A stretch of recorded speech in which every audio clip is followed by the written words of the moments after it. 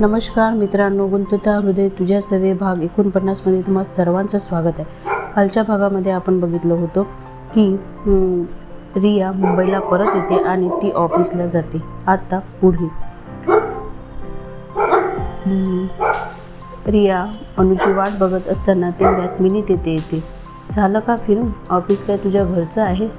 वाटेल तेव्हा यायला आणि वाटेल तेव्हा जायला, मिनी कुत्सिकपणे बोलते. रियाला तर तिच्या बोलण्याचा खूप राग येते, तरी पण ती शांत बसते.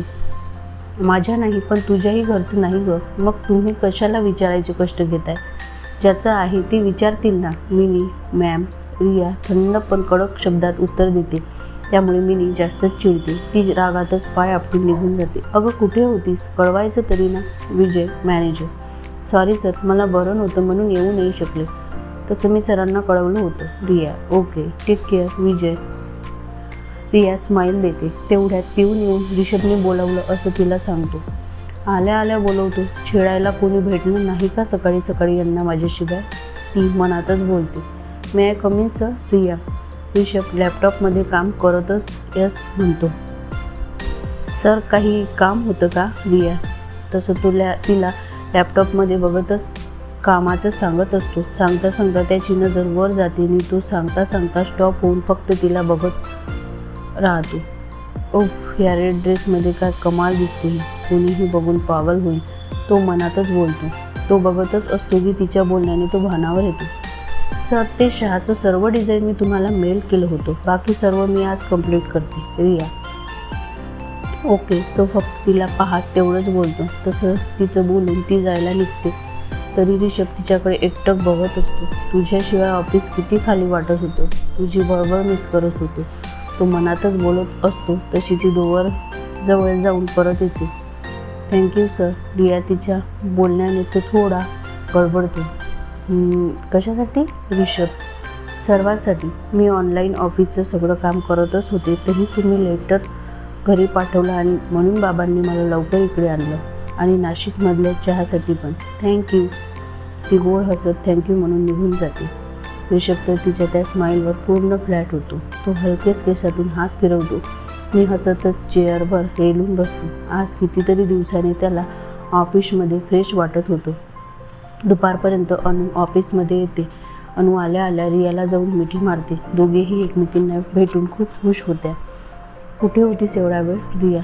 अगं ऑफिसच्याच कामासाठी बाहेर गेले होते. अनु.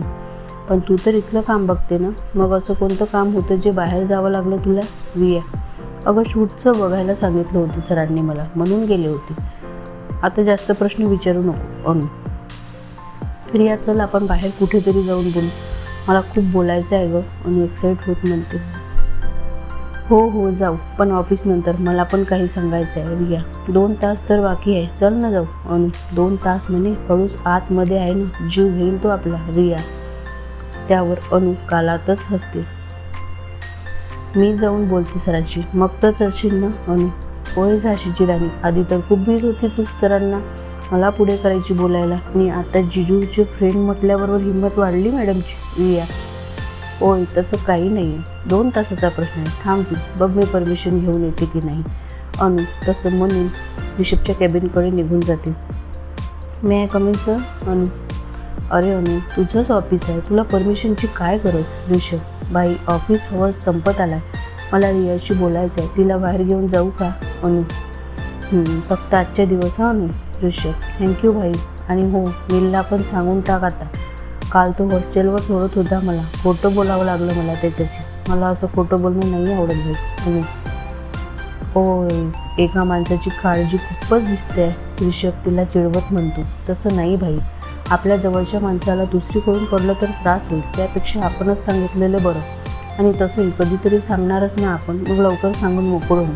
म्हणून मीही त्याच्यापासून कधीही काही लपवत नाही, बस त्याची थोडी मजा घेऊ म्हणून तुला नको म्हटलं. रिषभ. तसं अनु हसते. आज तू रियाशी बोल, उद्या आपण नीलला भेटू, ओके? रिया. अनु रिषभकडे डोळे उंचावून बघते. मिस रिया म्हणायचं होतं मला. रिषभ. तसं अनु गालातल्या गालात हसते. चल भाई मी निघते. अनु. ओके सांभाळून जा. रिषभ. हो भाई. ती बाहेर पडते. चला मॅडम, परमिशन भेटली. अनु, काय त्या खडूसने तुला परमिशन दिली? पण कशी? रिया आश्चर्यचकित होऊन विचारते. त्यांना खडूस नाही म्हणायचा यापुढे. त्यावर रिया हसते. का, तुझा भाऊ लागतो तो? रिया मस्करीत म्हणते. हो अनु. आजच्या भागात इथेच थांबूया. भेटूया पुढच्या भागात. काय होणार आहे ते जाणून घेण्यासाठी ऐकत राहा गुंतता हृदय तुझ्या सवे.